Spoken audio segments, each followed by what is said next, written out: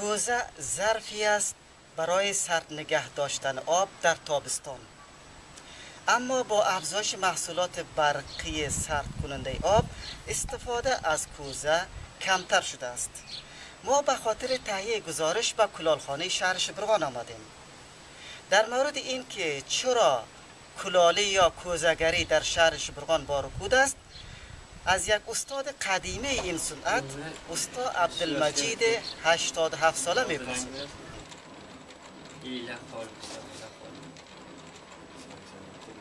بابای ما همه کارا میکرد، با هم کارا میکنم. دولتی که اگر کمک نکنه خود دیگه کار ممکنه هر کس کنه میتونه. بابای ما پدر ما همه کار کرد، ما هم از اینا یاد گرفتن همه کار میکنیم. یک 50 سال نیست همه کار کردن راسیم.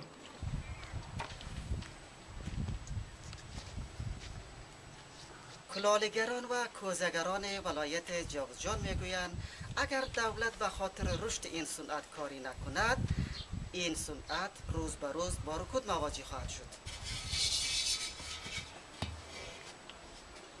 ما در هر کارخانه 8 نفر 9 نفر کار میکردیم، نفقه روزگار میشد، در کار خود رسیده نمیتونستیم. ولی که این هیچ چیزا، بعضی چیزای پلاستیکی برقی اینا برآمدن، تمام چیزا از بین بردن. رسم رواج این فرهنگ کلالی از بین به کلی تمام شد.